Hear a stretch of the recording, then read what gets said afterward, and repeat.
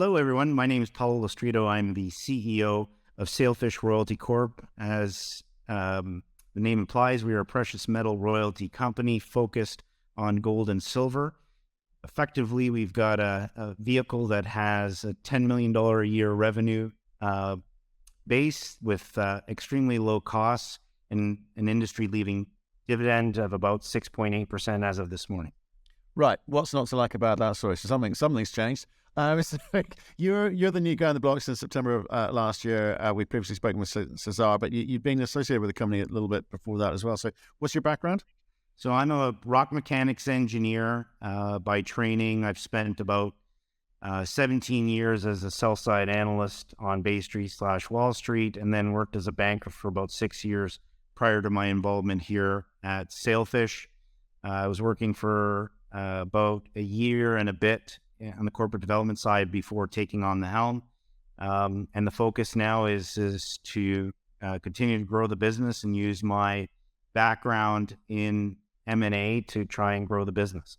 Okay, well, let's talk about that, because that was not the plan previously. The plan previously seemed to be waiting around to be bought out. It's kind of like a victim approach to business.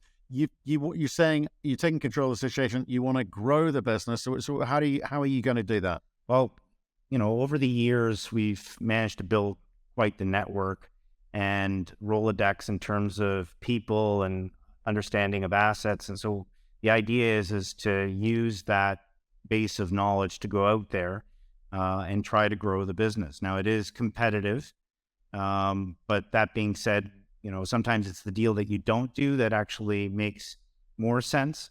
But there are a few opportunities that we're looking at that I think do make sense, and that we should be able to put pen to paper and grow the business. Okay, that's all great talk, all great theory.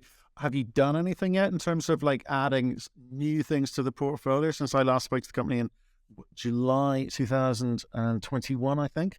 Yeah, so earlier this year, we added a silver stream that'll effectively bring in about 13,500 ounces per month of silver to the company. That translates to roughly $3.5 to $4 million a year. That's a 2-year stream. But importantly, the thing to understand is that there's an option to extend the stream for $1 million after that 2-year time frame. And I really believe that that's the crown jewel with regards to that deal.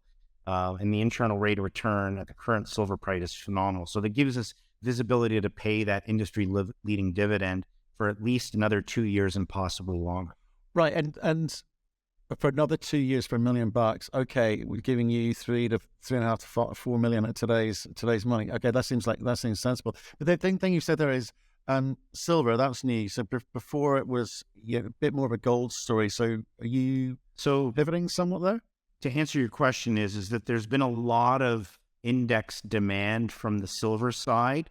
And so by doing this silver deal, we're attracting about $2 to $3 million of silver index buying as a result of that structure. And so in that regard, there's been a bit of a pivot, and it's benefiting shareholders as a result.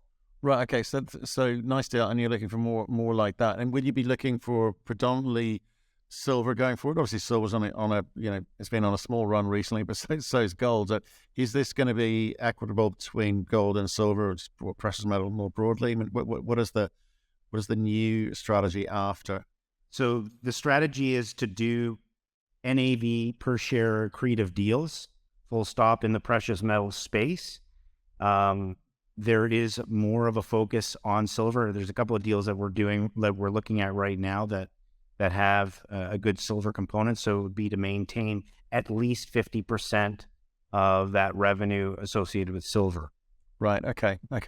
And can you just talk me through the current revenues? Because like I said before, it felt kind of quite static and not really kind of looking to do too much about it. I not spend money, or has always been quite low. But now you're saying there's a sort of, I say, growth component which will need capitalizing. What's happening with San Albino? Is that still on the books? Yeah, so San Albino's still paying us about 3% NSR. at the moment. It's or equivalent to about a 3% NSR at the moment, and that they're operating at about a 600 ton per day rate. That mining rate is, equates to about $2.5 million a year, kind of using current precious metal prices. Actually, it's closer to 3 using the current metal prices. There has been talk about moving that to 1,000 tons a day. We're still waiting for guidance from the operator. I think it's going to be a function of the drilling and the resource that they've been doing over at Las Conchitas.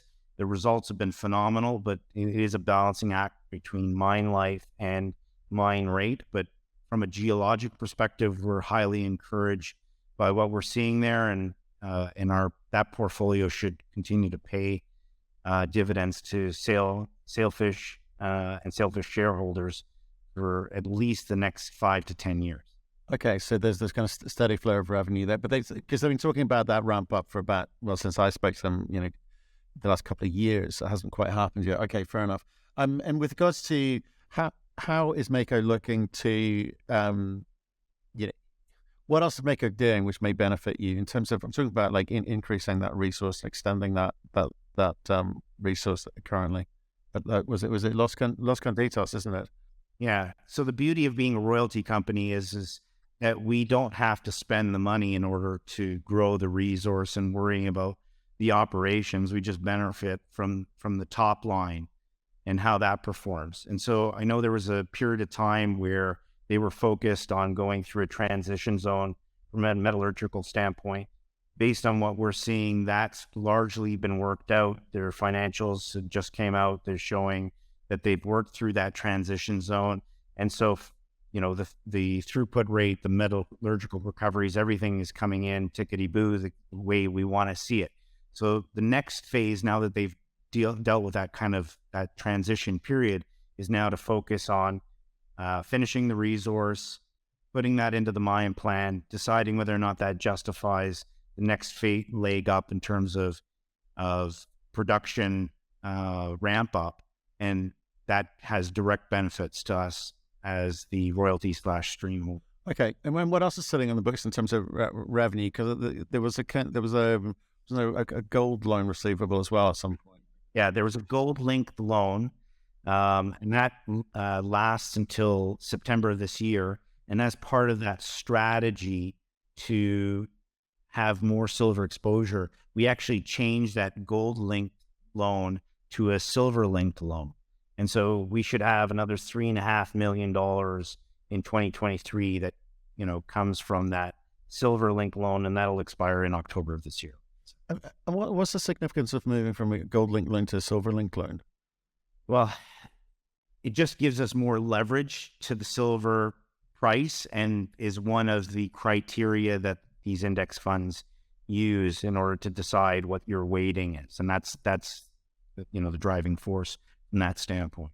Okay, so it goes back to that the fund. Okay, fine, understood. And with regards to some of the other things, kind of which potentially have some value, you make a point of in your presentation talking about Sailfish is backed by well-funded investor. I assume you're referring to Wexford in there as the significant shareholder, and he's 62% of the company. But they're kind of going through their own machinations at the moment, reinventing themselves, with battery linked funds, etc. And obviously they've been sitting on a big nickel asset, well documented sales process there, which seems to be going on in itself.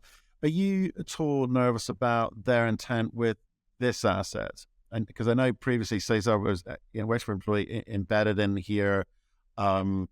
They seem to be, I don't know if they're putting money in, I don't think they need to here, but so when we say well backed, do you have a sense of what their intentions are going forward? Yeah, so Matt, I think what you're referring to is the private side of things was Waterton and their ownership of Spring Valley. So our major that's okay. So our major shareholder is Wexford. They don't have any interest in the Spring Valley asset. They own 62% of us, and they've been highly supportive and are one of the principals that help us with this silver stream acquisition. So in that regard, it's good to have a partner there that understands anytime we can go out there and do a plus 25% internal rate of return type acquisition, that we can borrow money at 10% in order to do that. And that has a direct benefit to Sailfish shareholders because you're growing the business. It's NAV accretive. It's, at an internal rate of return that's beneficial to the shareholder. Okay, thanks. With regards to Waterton, that's the group that's pivoting. Yes. Right. Okay, so I'm conflating the two W's. Okay, so Wexford themselves their intent is to stay as a major shareholder. Is that, do you think, in terms of like you come up with this new strategy, new focus, new growth plan, etc., do you find that having a major shareholder with such a large holding, do you think that's a big overhang? Do you think it's restrictive in any way? And have you got any plans to sort of change that? In an ideal world, again, using my ex-analyst hat, in an ideal world, you have, a shareholder that is kind of less than 19.9%. So you have a more diversified base. And in order to do that, you have to have a business that has enough of an attractive and diversified base that allows for new shareholders to come in. And so, it's indicative of a business that just got started out, that, has been in incubation for basically 5-6 years. And now we're at the point where we're starting to grow the business. I'm coming in, talking to people, bidding on assets, being very strategic to try to grow the business. And I'm sure that, Wexford would be happy to own 20% of a much larger business. And they've had success in the oil and gas space in that regard. And so they have a track record about doing exactly that. Okay. That's useful. Just in terms of like people looking at it, because obviously, like say, there's a kind of history here, and it feels like all change. It's like new Sailfish, in a way. And what do you think people should be looking at in terms of how they should value your royalty business? Are they looking at NAV per share, or do you think you need to grow? What do you need to demonstrate to them, or what do they need to look at? Well, growth is definitely one of the criteria, but that data set is going to be, M&A takes time. But it's definitely one thing that they should be looking at. We've already announced something this year. I'm hoping to get something else announced before year end. So that's the first criteria. The second criteria is true free cash flow that benefits shareholders. And so, we've got a business that's roughly $10 million a year in revenue. Our cost base outside of one-time items, we're trying to keep that below $1.5 million a year. So there's true, free cash flow to the business. And then the return of that cash to shareholders in the form of a dividend. So we've got, right, as of this morning, 6.8% dividend yield, and that's, head and shoulders above some of the other royalty players in the space. Okay, and do you think that in terms of where the silver stream, obviously you've kind of got the gold in the shape of the Albino project and potential of Spring Valley at some point down the line once we can work out how to value the thing. Do you think you're in the right jurisdictions? Because I think the kind of slightly unnerving headlines over the last few weeks have been coming out of Chile in terms of talk of potential nationalization of lithium. You had Mexico using the same sorts of phraseology. It all seems to be usually around the time of electioneering, etc. But again, in this kind of new Sailfish, are you going to be a little bit more conscious of some of those jurisdictional risks in where you go to try and bid for business? Yeah, it's a great question. Again, this goes back to diversifying risk. So Spring Valley is a great asset because it's in, continental U.S. In Nevada, it's in mining country. It is a big asset.